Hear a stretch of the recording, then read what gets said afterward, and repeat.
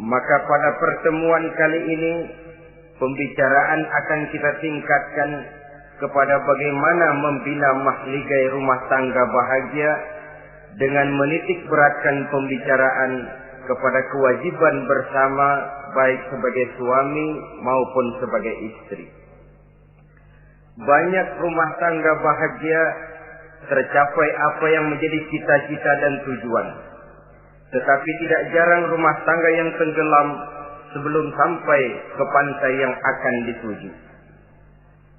Pada saat-saat perkenalan seseorang dalam usahanya mencari jodoh, dia merasa bahwa pasangannya itulah yang akan memberikan kebahagiaan kepadanya. Hari-hari di mana terjadi pertemuan selalu menjanjikan dan menyanyikan keindahan. Bahkan sehari tak bertemu rasa seminggu, seminggu tidak bertemu rasa sebulan, sebulan tidak ketemu pingsan. Tidak ada tanda-tanda sesuatu itu akan menjemukan. Namun setelah memasuki kehidupan bahtera berumah tangga, baru beberapa bulan saja atau baru beberapa tahun saja, semua impian tadi sirna dan musnah. Bahagia yang disangka, sengsara yang datang menimpa. Keindahan yang diharap, malah kemalangan yang tumbuh. Hal ini disebabkan orang tidak meresapi hikmah daripada kehidupan berumah tangga, tidak menyadari tanggung jawab dan kewajiban yang akan berbuntut tidak timbulnya saling pengertian, dan pada akhirnya tidak akan tumbuh ketenangan di dalam rumah tangga itu. Bukankah kewajiban akan saling memberikan pengertian, pengertian membawa ketenangan, dan ketenangan adalah tangga utama untuk mencapai rumah tangga bahagia. Oleh karena itu, kita mulai saja dengan kewajiban sebagai seorang suami di dalam memimpin rumah tangga bahagia ini. Yang pertama, kewajiban seorang suami ialah mempergauli istrinya dengan baik. Setiap suami, manakala selesai dia mengucapkan ijab dan qabul di hadapan tuan pengulu atau tuan qadhi, maka ia pun mengucapkan sighat ta'liq yang berisi perjanjian dari seorang suami bahwa ia akan mempergauli istrinya dengan baik, muasyarah bil ma'ruf menurut tuntunan syariat agama Islam. Walaupun janji itu pada zahirnya diucapkan di hadapan tuan pengulu, namun pada hakikatnya itu merupakan janji seorang muslim kepada Allah Subhanahu wa taala. Ini tidak lain karena nikah dalam pandangan Islam merupakan sesuatu yang sakral, merupakan sesuatu yang suci dan bagian daripada ibadah kepada Allah Subhanahu wa taala. Dalam surah An-Nisa ayat 19, Allah Subhanahu wa taala memberikan bimbingan. Ya ayyuhalladzina amanu la yahillu lakum an tarithun nisaa karha. Hai orang-orang yang beriman, tidak dibolehkan bagi kamu mengambil perempuan secara paksa. Dengan kata lain, pernikahan harus dilaksanakan atas dasar suka sama suka. Tidak ada pihak yang terpaksa dan tidak ada pula pihak yang dipaksa. Kita hidup tidak lagi di satu zaman seperti zamannya Siti Nurbaya. Walaupun barangkali cinta memang bisa timbul setelah pernikahan, tetapi akan lebih baik kalau sebelumnya telah diawali dengan saling kenal mengenal, saling memahami latar belakang masing-masing untuk memudahkan timbulnya saling pengertian. Wala ta'diluhunna litadhhabu bi ba'di ma ataitumuhunna illa an ya'tina bi fahishatin mubayyinah. Dan jangan kamu mempersulit mereka karena ingin mengambil kembali sebagian dari apa yang telah engkau berikan kepada mereka, kecuali apabila mereka telah nyata-nyata melakukan perbuatan-perbuatan yang keji. Wa ashiruhunna bil ma'ruf, dan pergaulilah istri-istrimu itu dengan baik. Fa in karihtumuhunna, kalau kamu merasa tidak suka kepadanya, bersabarlah. Fa asa an takrahu syai'an wa yaj'alallahu fihi khairan katsira.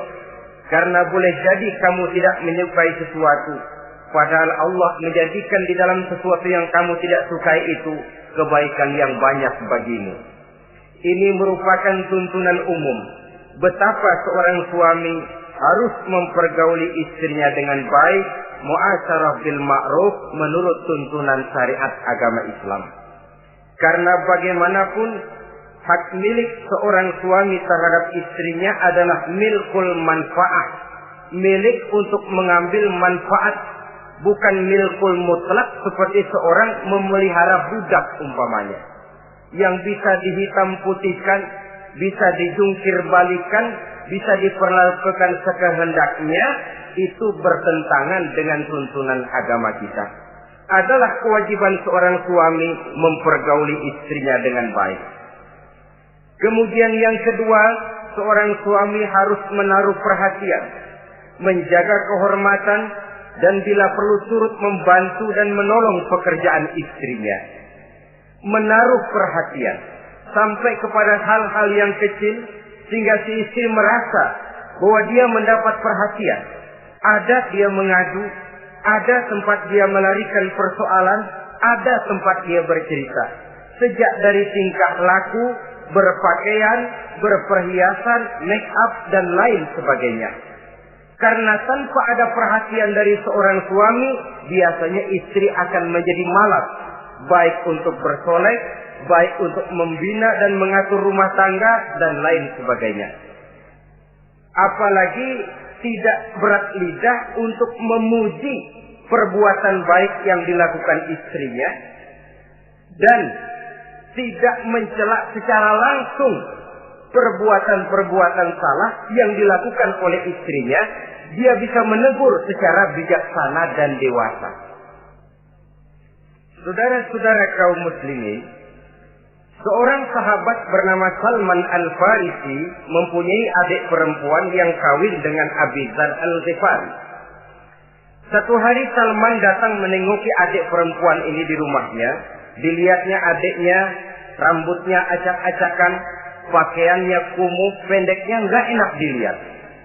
Salman memberikan nasihat, kau bersoleklah sedikit supaya suamimu betah di rumah.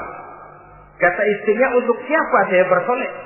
Ya tentu untuk siapa lagi kalau bukan untuk suamimu. Kata adiknya, percuma saja, suami saya jarang di rumah. Kemana? Di masjid terus. Salman mengadukan hal ini kepada baginda Rasul, lalu baginda Rasul mengatakan, inna likulli syai'in haqqun, segala sesuatu ada haknya. Allah ada haknya untuk disembah, istri pun mempunyai hak untuk dipenuhi. Melalaikan salah satu hak berarti melakukan kezaliman. Di sini kita melihat fungsi, karena kurangnya perhatian Abi Dzar Al-Ghifari terhadap istrinya akan mengakibatkan kemalasan si istri untuk mendandani dirinya sendiri. Dengan mendapat perhatian, apalagi tidak berat lidah, maka kegairahan dalam kehidupan berumah tangga rasa-rasanya akan sangat mudah terwujud. Kalau suaminya bersolek, kalau istrinya bersolek, kata suaminya, kau memang pandai milih warna. Walaupun barangkali warnanya norak betul. Tapi kalau pada saat itu seorang suami jujur, kan akan timbul pertengkaran. Kadang-kadang istri bersolek, suami apa katanya? Lu sih dandan mangga dandan sama. Ini kan sudah tidak menghargai, tidak menaruh perhatian. Udah dah, dandan gak dandan sama, gue kenyang melihatnya. Saudara hadirin yang saya muliakan, tidak menaruh perhatian, sehingga si istri merasa tidak diperhatikan. Nah kalau sudah tidak diperhatikan, lihat saja. Jangankan dalam contoh seperti berumah tangga, apa saja. Seorang anak kalau sudah tidak merasa diperhatikan oleh orang tuanya, dia akan sewenang-wenang. Begitu juga seorang pegawai kalau sudah tidak merasa diperhatikan oleh atasannya, semaunya kerja. Pun seorang istri Kalau dia merasa sudah tidak diperhatikan oleh suaminya, akibatnya dia akan dandan semaunya, dia akan ngurus rumah tangga semaunya, dia akan memasak masakan semaunya. Nah, kalau sudah semaunya begini, alamat tidak akan ada keharmonisan di dalam kehidupan rumah tangga itu sendiri. Suami yang baik sangat menaruh perhatian kepada istrinya, dari hal yang kecil sampai pun kepada yang sebesar-besarnya. Tapi tidak berarti nyeleneh. Apa itu nyeleneh? Menaruh perhatian bukan selalu mau ingin tahu. Jangan lantas suaminya yang beliin bedak, suaminya yang beliin. Itu nyeleneh namanya. Overacting, terlalu berlebih-lebihan sampai kepada sesuatu yang tidak pada tempatnya. Di samping menaruh perhatian juga menjaga kehormatan. Dan bila ada waktu, dia turut membantu, menolong pekerjaan daripada istrinya. Bukankah seorang perempuan mau melakukan nikah dengan seorang laki-laki karena dia mendambakan hidup yang bahagia? Terus terang saja kan kadang-kadang istri kita ini lebih banyak borongan. Yang saya maksud borongan artinya ya sebagai istri ya dia, ya nyuci ya dia, ya masak ya dia, ya membersihkan rumah tangga ya dia. Istri borongan. Baiklah kalau barangkali memang kondisi ekonomi kita belum menunjang ke arah sana. Walaupun istri berkewajiban untuk taat kepada suami, tetapi adalah wajar suami pun tenggang rasa dan timbang-timbang. Rasulullah saja kadang-kadang dan tidak jarang menjahit bajunya sendiri, memperbaiki kasutnya sendiri. Artinya pada waktu yang terluang dan memang bisa dilakukan, jangan mengandalkan kepada istri. Dengan demikian istri merasa bahwa resiko membina rumah tangga adalah merupakan resiko bersama. Saudara-saudara, yang ketiga, seorang suami yang baik memperhatikan yaitu tidak mengeluarkan kata-kata yang kasar. Sebab apa? Perempuan adalah makhluk yang paling cepat tersinggung. Perasaannya sangat halus.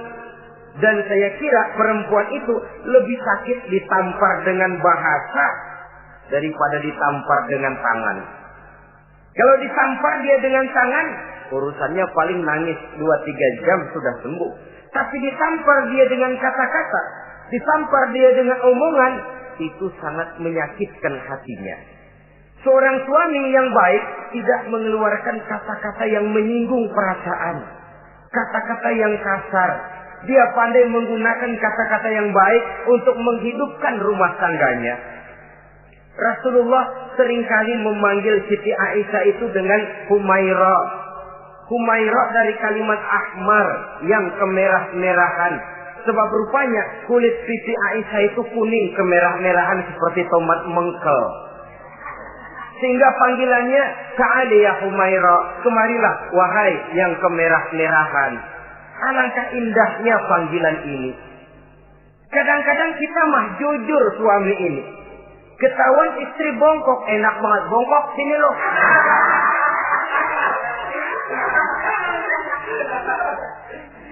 Jujur tapi nyakitin.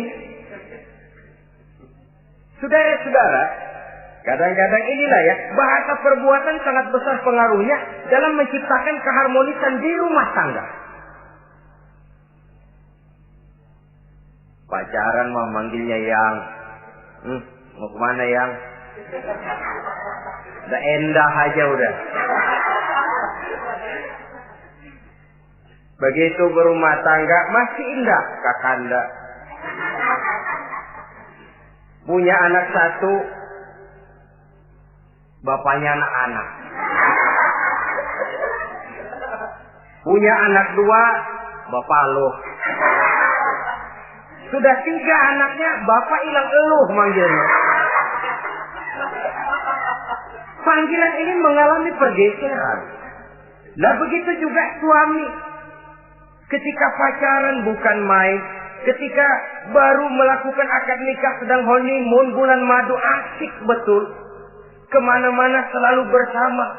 kondangan selalu bersama, resepsi pergi bersama, jalan bergandengan tangan, istri sedikit terpeleset, khawatir bukan main, hati-hati yang.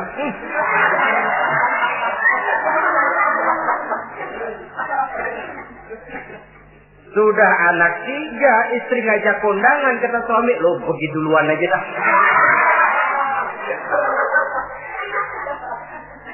Pulang kondangan, istri laporan, bang saya kepleset. Emang lu mau mampus? Kejam betul. Hilang panggilan yang tadinya begitu mesra. Saudara hadirin yang saya muliakan, ini kata-kata. Kelihatannya kecil, sederhana, tapi sangat besar pengaruhnya dalam menciptakan rumah tangga yang bahagia ini. Oleh karena itu, soal isi hati kita, itu urusan gaib yang tahu cuma Allah. Orang lebih dahulu lihat penampilan, dan dari penampilan ini yang dinilai adalah kata-kata kita. Oleh karena itu, seorang suami yang baik, dia tidak mengeluarkan kata-kata yang menyinggung perasaan. Kalaupun dia marah betul, dia tidak mencaci maki secara langsung. Dia bisa menggunakan kata-kata kiasan. Maka agama memberikan tuntunan, kalau seorang suami marah, jangan memukul muka. Dan mukul pun bagian terakhir. Jangan jalan pertama. Kadang-kadang ada juga loh Pak, suami marah sama istri persis korambil gebugin maling. Aduh, gelebuk gak karuan.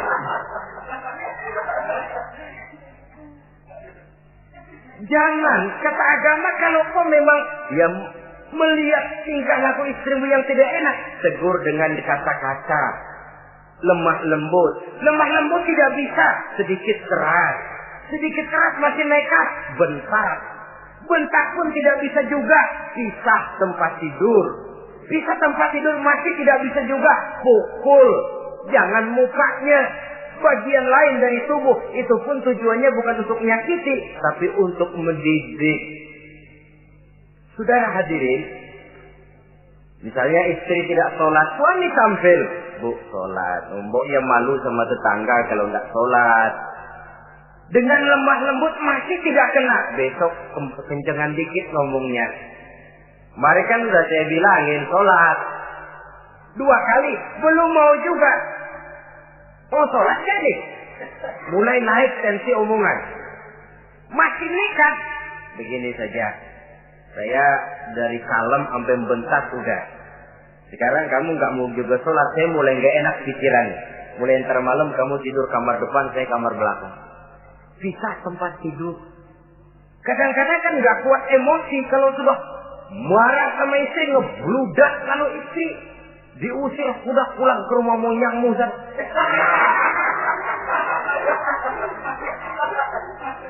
Kata agama jangan, kita tempat tidur saja. Sudah, kamu tidur kamar depan, saya kamar belakang. Bisa tempat tidur. Kenapa? Nanti malam kalau hujan turun, pikiran berubah, berasa perlu, tinggal pindah kamar. Secara psikologis, saudara-saudara. Jadi melalui processing. Oleh sebab itu, kata-kata sangat besar pengaruhnya di dalam membina kehidupan berumah tangga. Seorang suami yang baik tidak mengeluarkan kata-kata yang bisa menyinggung istrinya. Sebaliknya, istri pun demikian. Tidak mengeluarkan kata-kata yang bisa menyinggung perasaan suaminya. Sebab lebih dosa besar kata-kata suami istri yang menyinggung suaminya. Walaupun sama dosanya ya. Tapi lebih besar ketersinggungan seorang suami ketimbang seorang istri ini. Namun agama memberikan tuntunan, suami lebih dahulu yang diajarkan. Jangan mengeluarkan kata-kata yang bisa menyinggung perasaan. Baik itu menyangkut dandanan istri, caranya pakaian, caranya jalan, ataupun masakannya. Masakannya sekalipun tidak kita sukai, ya ndak usah. Misalnya sayur keasinan, begitu dicobain menteleng mata pelatat, melotot keasinan. Ndak usah lantas tolak pinggang, lu masak melotot ya. Nggak usah. Saudara hadirin yang saya muliakan, jadi itu dari segi masakan. Dari segi pakaian, umpamanya istri kita berpakaian tidak sesuai dengan tuntunan agama, cukup kita bisa berkata, pakaianmu sebenarnya bagus, motifnya, potongannya, kainnya, cuma mbok kok kelihatannya kok potongan badanmu kok kelihatan betul dengan terbungkus pakaian seperti itu. Alangkah lebih baiknya, nah, dengan demikian istri nggak terlalu tersinggung. Daripada sudah dandan bagus-bagus, lalu istri suami ngobrol kata yang gak enak. Bagus lo kayak nangka dikerosorin.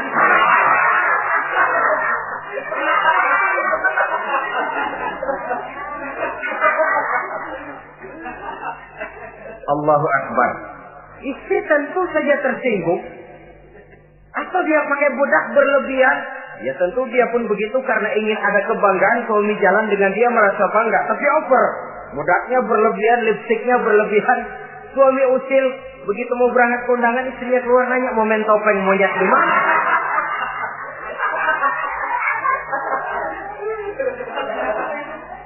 Tentu dia akan tersinggung karenanya. Jadi saudara-saudara, ini yang ketiga. Yang keempat, seorang suami yang baik jangan memberikan pekerjaan di luar batas kemampuan istrinya. Loh, tugas istri itu nyaris 1 kali 24 jam. Seorang suami bagaimanapun payah dia bekerja, pulang dia bisa istirahat, tidur malam dia bisa tidur dengan nyenyak. Tapi seorang istri, apalagi dia punya anak kecil, bayi misalnya, itu nyaris jam kerjanya 1 kali 24 jam. Sejak bangun tidur sampai tidur lagi, bahkan tidurnya pun selalu diusik oleh anaknya. Anaknya kalem, bapaknya ngusik.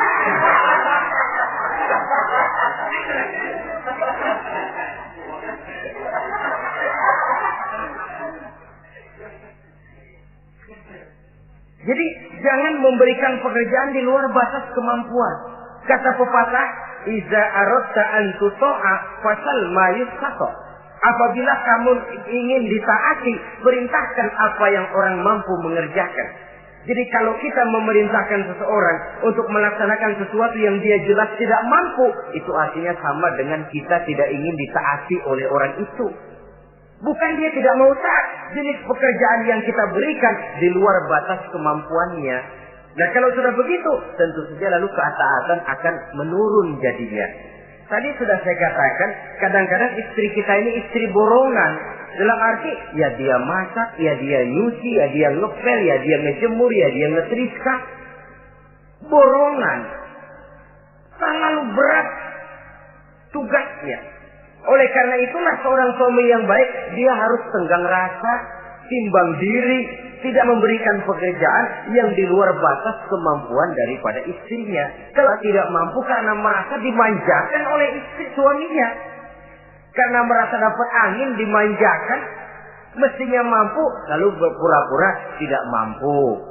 Apalagi istrinya suaminya sedikit-sedikit mau menolong dia. Jadi posisi ini nanti bisa berbalik. Karena terlalu memanjakan istri bisa membludak. Akhirnya suami yang nyuci, suami yang neriska, istri tidur. Walaupun tentu saja tidak jelek, tetapi itu sudah overacting namanya. Saudara hadirin yang saya muliakan, itu yang keempat. Yang kelima, kewajiban seorang suami yang baik, ia mencukupkan belanja rumah tangga. Cukup itu relatif. Cukup menurut ukuran standar kemampuan kita. Sebab kemauan kita mungkin tidak terbatas. Tapi kemampuan kita yang terbatas. Kalau kemampuan ini bisa kita ukur dengan kemampuan, insya Allah kita cukup. Dan pernah saya katakan, orang kaya adalah orang yang hidupnya paling cukup. Salah kalau kita berkata orang kaya itu yang rumahnya gedung bertingkat. Tidak betul orang kaya itu yang mobilnya 5, yang gajinya jutaan, yang kebunnya lebar, yang pabriknya luas. Tidak. Orang kaya, orang yang hidupnya cukup. Orang miskin, orang yang selalu merasa kurang. Jadi kalau ingin jadi orang kaya, resepnya gampang sekali. Cukup dengan apa yang diberikan Allah, kita sudah kaya. Tapi kalau ingin miskin, maka bukalah mata selebar-lebarnya. Bagaimanapun banyak nikmat Allah diberikan kepada kita, tidak pernah ada rasa cukupnya. Dikala itu akan tertanam sifat kemiskinan dalam diri. Maka ukuran cukup ini yang relatif. Jadi kalau kita memang ekonomi menengah ke bawah, jangan ingin cukup seperti halnya ekonomi menengah ke atas. Nah, saudara-saudara, di samping belanja rumah tangga yang menyangkut makan, minum, pakaian dan sebagainya, bila ada kelebihan rezeki, juga perhiasan untuk istri. Karena istri itu zinatul hayatid dunia, perhiasan hidup di dunia. Jangan lalu berat hati, kan suami yang peras keringat banting tulang pergi pagi pulang sore. Mestinya suami dulu dong cukupi pakaiannya. Betul, kelihatannya memang begitu, tapi jangan lupa istri kita bagian daripada hidup kita. Baik dia dilihat orang, baik kita disebut orang. Jelek dia dipandang orang, jelek juga kita disebut orang. Dia adalah bagian daripada kehidupan kita. Orang kan sering bilang tuh, Mpok Ano, kenapa? Gue gerah banget lihatnya. Emang kenapa? Emang kenapa dia? Ke pasar pakai kutang doang.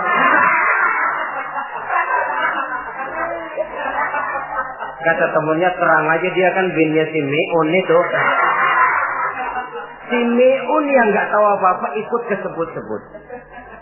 Istri adalah bagian daripada kehidupan kita. Zolim seorang suami, mentang-mentang dia merasa dia yang cari duit, lalu buat dirinya dia beli pakaian yang mahal-mahal. Istrinya cuma nggak karung doang dipakai. Istri adalah bagian daripada hidup kita. Baik dia dilihat orang, baik kita disebut orang. Jelek dia dilihat orang, akan jelek juga kita jadi pembicaraan orang. Ini tidak lain karena dia merupakan perhiasan bagi suami dan bagian daripada kehidupan seorang suami.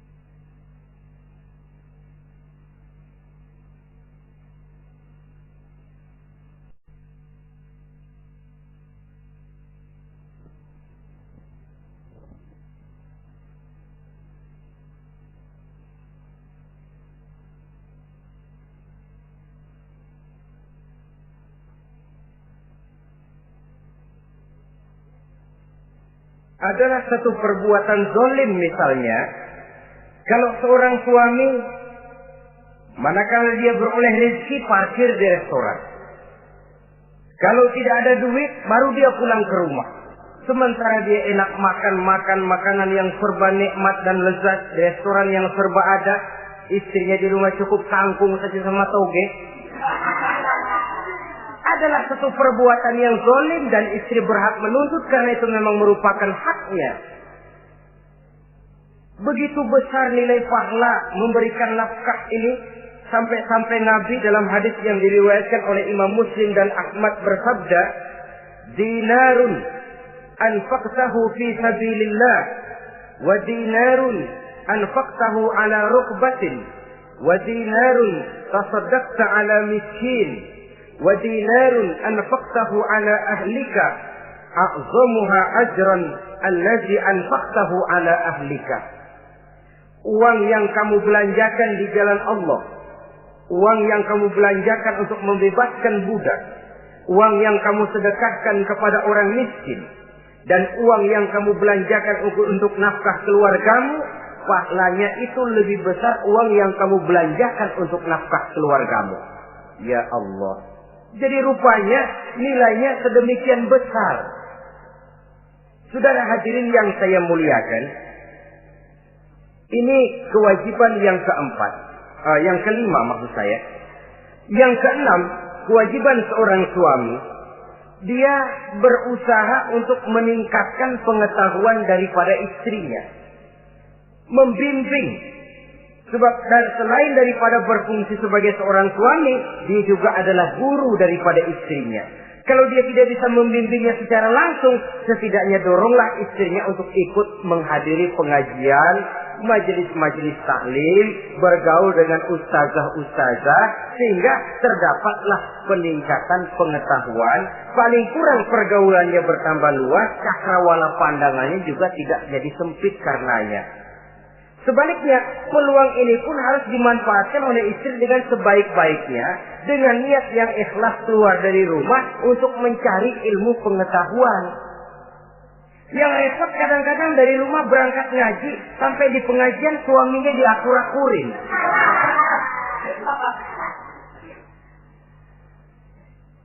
Atau tetangganya jadi bahan gunjingan. Ngajinya cuma setengah jam, ngomongin orangnya sejam setengah. Ini malaikat bingung, kacau amat ya orang. Ini yang kadang-kadang menimbulkan hal-hal yang negatif. Padahal keluarnya dari majelis taklim, keluarnya dari pengajian. Tapi karena di pengajian yang dilihat adalah gelang temennya, anting temennya, rantai temennya, lalu walaupun nggak tahu belaga, tahu baru dapat berita burung, katanya si Ano, oh iya Ano.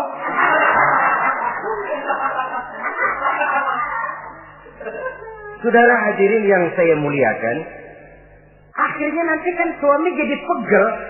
Lu kok disuruh ngaji bukan mikir bener, pulang malah gua digonggong-gonggong minta gelang, bagaimana? Rupanya tidak memanfaatkan peluang yang diberikan itu seperti yang seharusnya. Jadi kalau memang seorang suami tidak bisa membimbing istrinya dalam arti meningkatkan ilmu pengetahuannya, doronglah dia, berikan kesempatan untuk menghadiri pengajian, majelis-majelis taklim yang akan lebih membuka nuansa pergaulan, lebih meluaskan pandangannya, dan ada refreshing. Nah, ini penting. Apakah kita suami ini pernah membayangkan bagaimana kalau kita 1x24 jam mesti ada di rumah saja? Tiap hari menghadapi yang itu juga. Apa tidak timbul kejenuhan? Kalau kita begitu, apa istri kita juga tidak begitu? Karena itu sangat bijaksana kalau ada waktu luang, Boya ajaklah istri dan anak-anak makan di rumah makan. Kalau ada kelebihan rezeki loh ini ya. Tapi jangan maksa-maksa. Karena terlalu ingin lalu ngutang dulu sama temen. Itu juga nggak betul. Niatnya baik, cuma ngutangnya itu nanti yang jadi nggak betul. Ya, refreshing, relax, santai. Apa itu ke Taman Safari, apa itu ke Bogor. Supaya istri ini merasa ada selingan dalam hidup. Tidak jenuh, tidak monoton. So kalau dia jenuh, akhirnya kan wah, ublek-ublek di depan dapur mulu.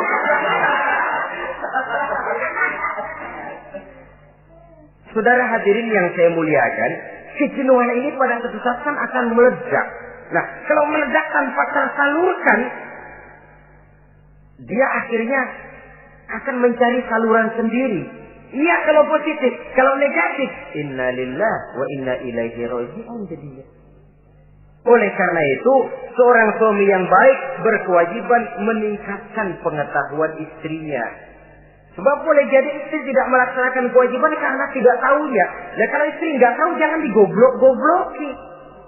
Mestinya dibimbing, diberikan kesempatan ngaji. Kamu sih disuruh gini aja kok nggak bisa, memang goblok aku ini. Memang bukan dibimbing malah digoblok-gobloki. Lalu istri kan apa ya? Bahasa Prancisnya nelongso. Apa nelongso? Narik diri. Apa katanya? Gue tahu lu goblok, lu ngapa kawin sama gue? Nah.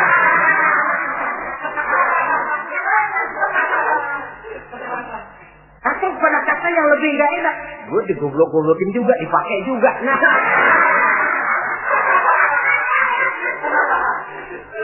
Kan lebih nggak enak lagi tuh. Jadi saudara-saudara, hal-hal yang memerlukan kesabaran ini memang menuntut kedewasaan dari seorang suami. Dia kalau baru 1-2 bulan berumah tangga, segalanya masih menjanjikan dan menyanyikan keindahan. Tapi makin hari kita bergaul di rumah tangga, kita makin tahu karakter, mental, watak daripada istri. Kekurangannya mulai kelihatan, keburukan wataknya mulai nampak. Dikala itulah kita sebagai suami harus dewasa, sabar, membimbing mereka. Kalau waktu 2-3 bulan pertama di rumah tangga namanya honeymoon, segalanya indah. Mana ada kekurangan? Masa keasinan, lezat. Nasi kekerasan, asyik.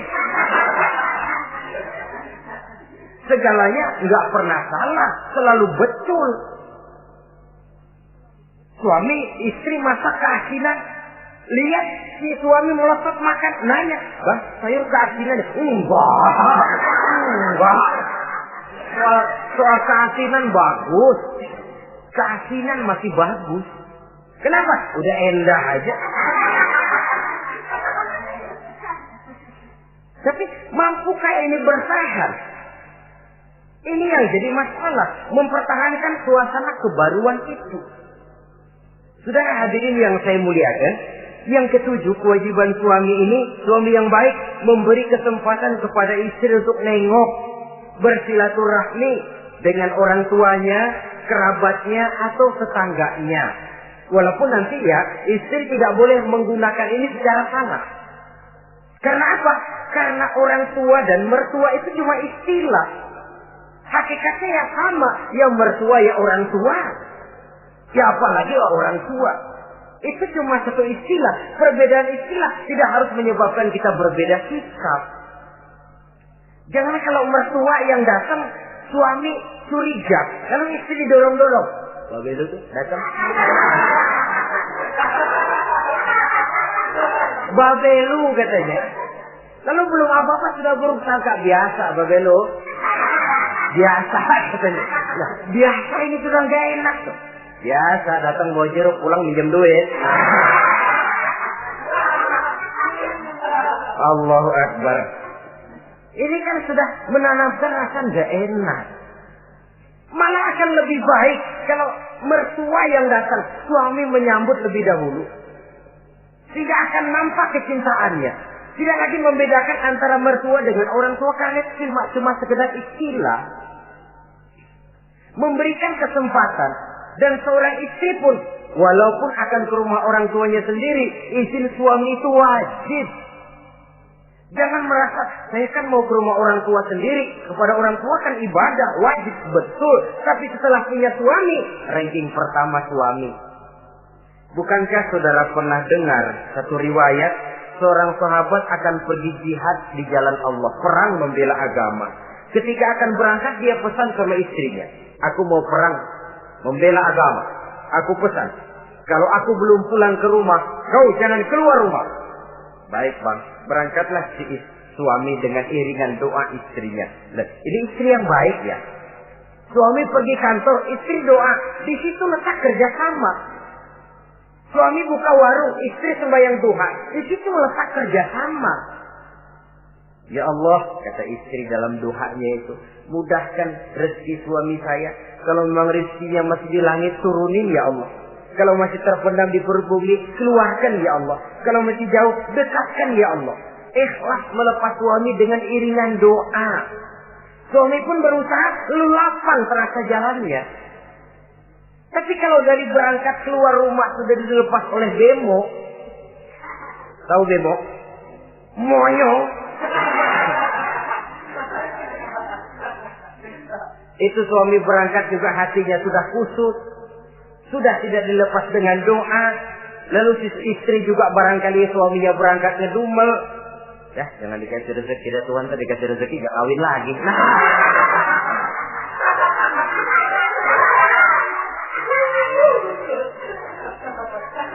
Kalau sudah semacam ini yang terjadi, bukankah masing-masing yang berangkat pikiran kusut, yang melepas pun pikiran gak enak jadinya.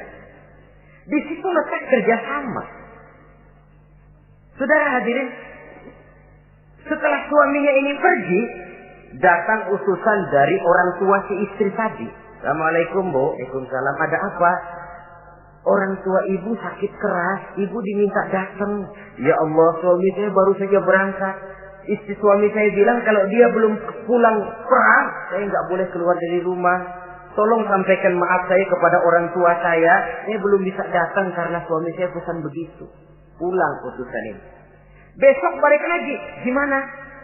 Aduh Bu, orang tua ibu makin parah. Kelihatannya nggak ada harapan, datang dah sebelum menghembuskan nafas yang terakhir.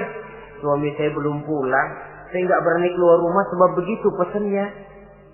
Sudah, pulang saja. Saya ikut doa, mudah-mudahan orang tua cepat sembuh. Besoknya hari ketiga utusan ini datang lagi. Bagaimana? Sudah meninggal Bu. Barangkali sebelum dikubur ibu masih mau ketemu. Maaf saja. Bagaimanapun berat hati saya, suami saya belum pulang. Pesannya tadi begitu. Ini rupanya utusan kesel. Ini orang sama orang tua sendiri gini-gini amat. Lalu lapor kepada baginda Rasul. Apa jawab beliau? Baginda Rasul malah berkata, dosa orang tua yang meninggal ini sudah diampuni oleh Allah karena dia mempunyai anak perempuan yang begitu taat kepada suaminya. Allahu Akbar. Jadi ketaatannya kepada suaminya ini diberikan satu ganjaran oleh Allah mengampuni dosa orang tuanya yang sudah meninggal itu. Jadi jangan merasa mentang-mentang mau ke rumah orang tua sendiri selonong boy. Selonong boy, masa bodoh laki mau tahu nggak tahu, pokoknya gua ke rumah orang tua gua sendiri. Jangan lupa setelah berumah tangga, ranking urutan pertama suami, setelah itu barulah orang tua. Saudara hadirin yang saya muliakan, begitu juga istri yang baik mendapat izin dari suaminya. Bu, tolong ambilin uang di dompet. Sudah izin. Istri yang baik, dompet-dompetnya dibawain. Ini saja Bang, ambil sendiri. Nanti saya ambil 10.000, merasa kurang 20.000, lagi ambil saja sendirilah. Lain dengan istri yang nyelongcong, lagi pergi mandi, dompet acak-acakan.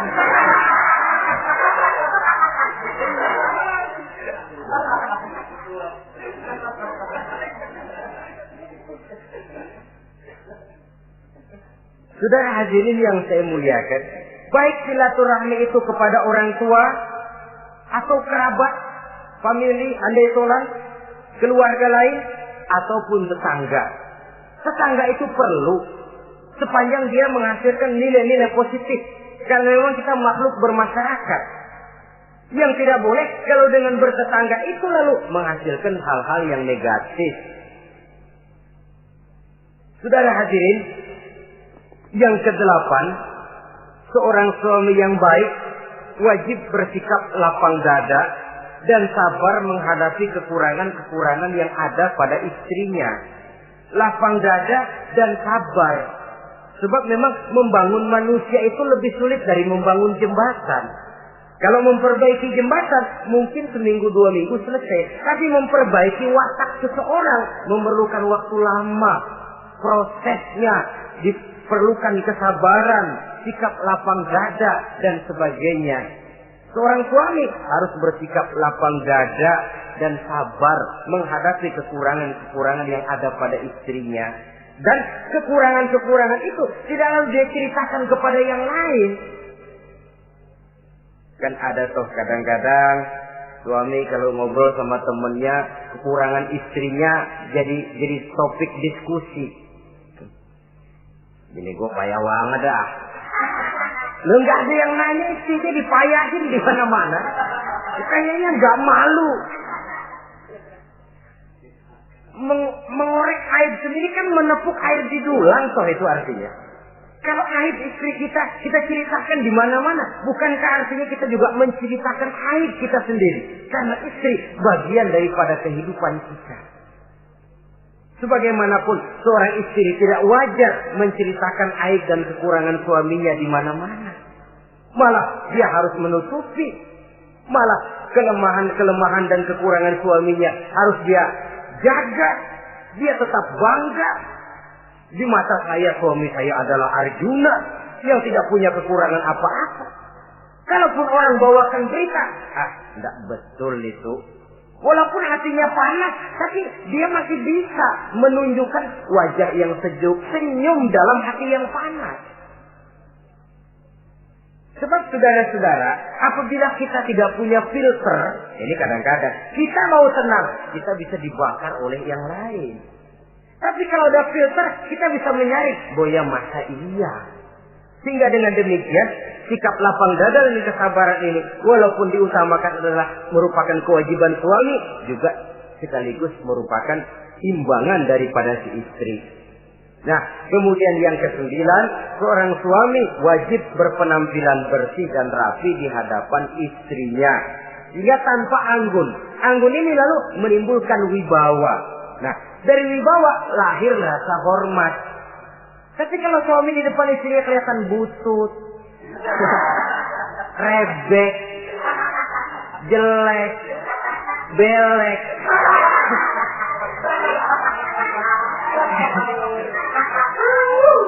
kata istrinya jodoh gua apes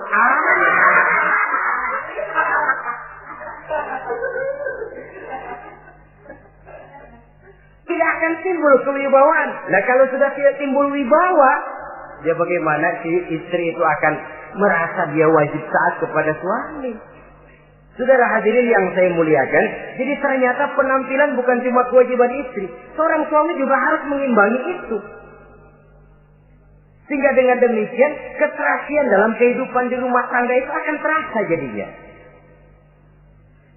Nah, inilah pada prinsipnya kewajiban daripada suami. Lalu kemudian apa kewajiban istri? Yang pertama, saudara-saudara, terutama ibu-ibu tentu, istri itu berkewajiban untuk taat dan patuh kepada suaminya.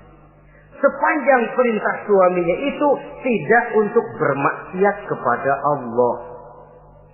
Jangankan amalan yang mubah, amalan yang sunnah saja tidak diizinkan oleh suami, masih dikerjakan oleh istrinya. Dosa. Itu amalan sunnah. Misal saja ini ya. Suami kebetulan ngambil cuti. Hari Senin ada di rumah.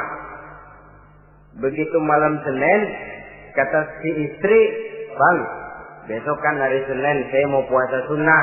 Karena istrinya santri, biasa puasa Senin Kemis. Kata suaminya, "Lu tega amat, gua tumben perek Senin. Senin ada di rumah lalu mau puasa, gua lu suruh ngapain?" Umpamanya lo ya, umpama.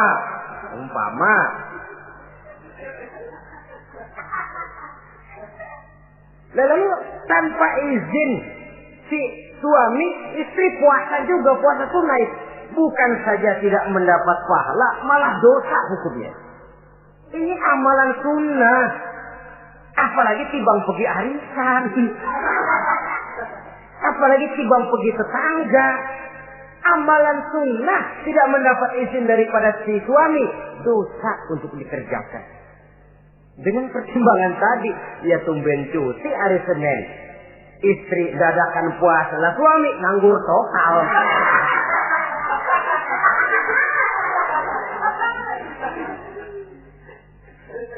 Saudara hadirin yang saya muliakan, Nabi bersabda, "Ayyuma imra'atin matat wa zawjuha anha radin illa dakhalatil jannah." Apabila seorang istri, seorang perempuan meninggal dunia, suaminya ridho kepadanya, maka perempuan itu pasti masuk surga.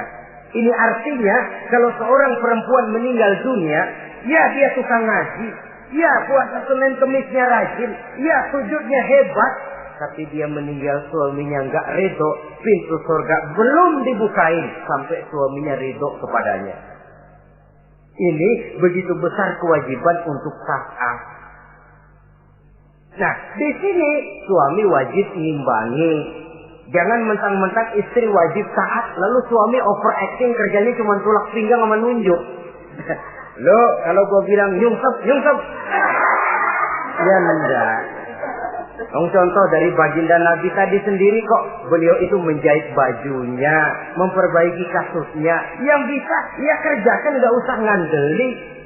Saudara hadirin, yang kedua, seorang istri berkewajiban untuk memperlihatkan budi pekerti yang baik kepada suaminya. Lah, budi pekerti itu yang baik yang bagaimana?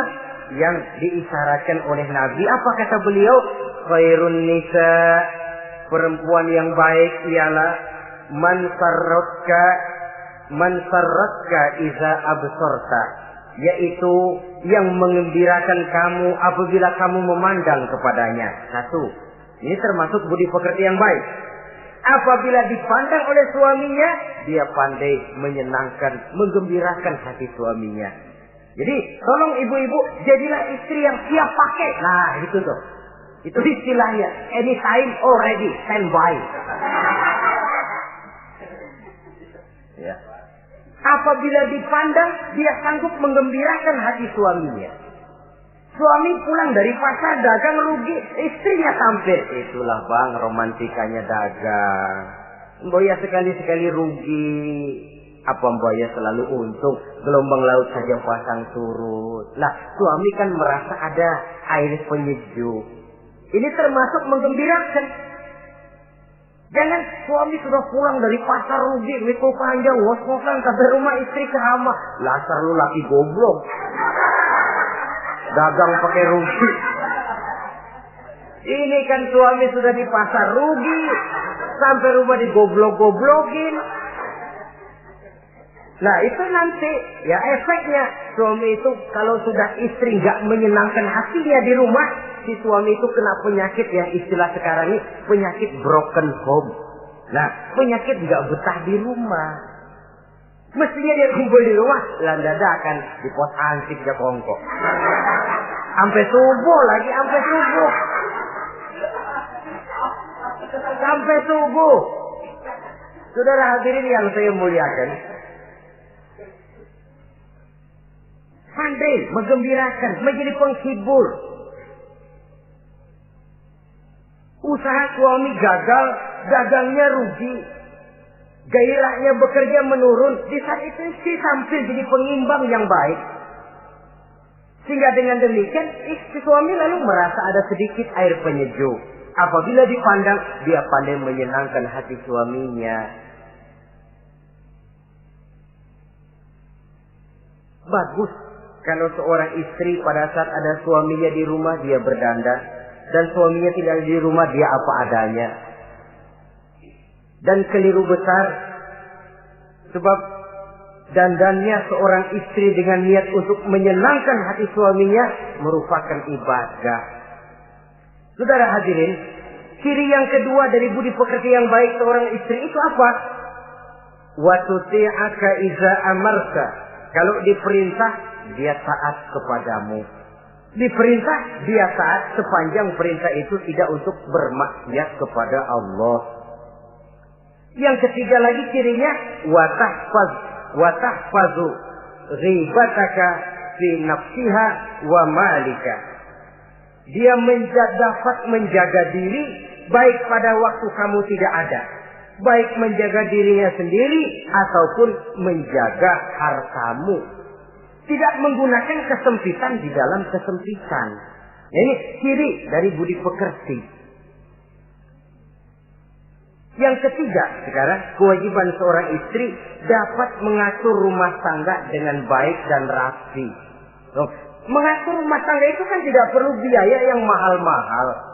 Asal ditempatkan pada tempat yang serasi, komposisi warna yang cocok, tidak perlu perhiasan yang mewah-mewah.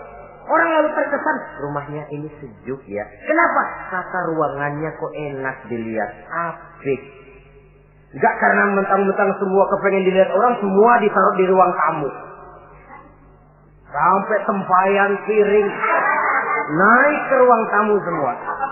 Walaupun mahal, tapi kalau tidak pada tempatnya kan orang lalu, ini kok terlalu amat ya. Dapat menata. Dan menata ini tentu karena pergaulan. Saudara hadirin yang saya muliakan, sehingga dengan demikian ada suasana kebetahan. Orang di rumah itu merasa seperti, itulah yang dikatakan Nabi, baiti jannati, rumah tanggaku laksana surga bagiku. Laksana kebun, tempat di mana kita melepaskan lelah. tempat di mana kita menemukan ketenangan, tempat di mana kita menemukan refreshing dari segala kejenuhan dan kelelahan akibat tugas-tugas yang kita hadapi, baik di kantor, di tengah masyarakat, di pasar, dan lain sebagainya. Yang keempat, jangan menambah kesulitan suami. Syukur kalau malah bisa membantunya. Bahwa ada seorang istri yang bekerja, itu bagus. Asal bisa menjaga diri dan bisa menjaga kepercayaan dan kehormatan daripada suaminya. Dan suami pun yakin bahwa jenis pekerjaan yang dikerjakan oleh istrinya itu tidak bertentangan dengan agama.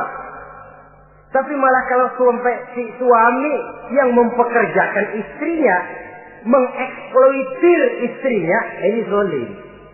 Istrinya yang disuruh kerja, suami ongkang-ongkang kaki di rumah, istrinya yang keringat banting tulang.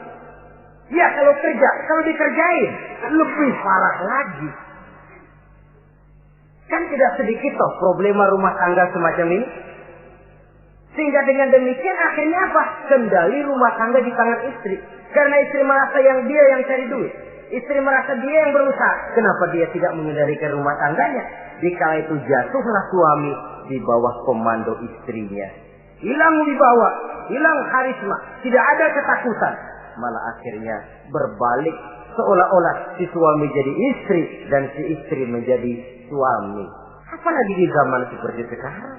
Walaupun pekerjaan sulit, tapi mereka yang punya wajah cantik, mudah senyum, gampang bergaul, dan mau obrol. Tentu banyak saja lapangan kerja yang nyata-nyata bertentangan dengan agama. Nah, yang terakhir, kewajiban daripada istri ialah hemat, cermat, rajin, dan pandai menyimpan. Kalau dia dibelikan perhiasan oleh suaminya, niatnya tidak lain. Pertama, menyenangkan hati suaminya. Yang kedua, berjaga-jaga kalau nanti ada kesulitan, toh perhiasan ini bisa dimanfaatkan. Tidak untuk show, tidak untuk sombong-sombongan, tidak untuk hebat-hebatan, tapi dua hal yang jadi pilihan utama tadi. Dengan sikap hemat, cermat, rajin, dan pandai ini, menyimpan, memanfaatkan, dan menggunakan, maka nilai ekonomi di rumah tangga insya Allah akan mengalami stabilnya. Dengan demikian, saudara-saudara, secara sepintas kewajiban suami dan istri sudah kita bicarakan. Dengan saling melaksanakan kewajiban akan timbul saling pengertian, dari pengertian akan timbul ketenangan, dari ketenangan insya Allah akan terwujud rumah tangga yang bahagia. Insya Allah nanti pembicaraan akan kita lanjutkan yang mengenai kewajiban bersama dan kewajiban orang tua terhadap anak-anaknya. Mudah-mudahan ini bermanfaat. Terima kasih atas perhatian saudara. Mohon maaf atas segala kekurangan. Usikum wa nafsi bitaqwallah. Wassalamualaikum warahmatullahi wabarakatuh.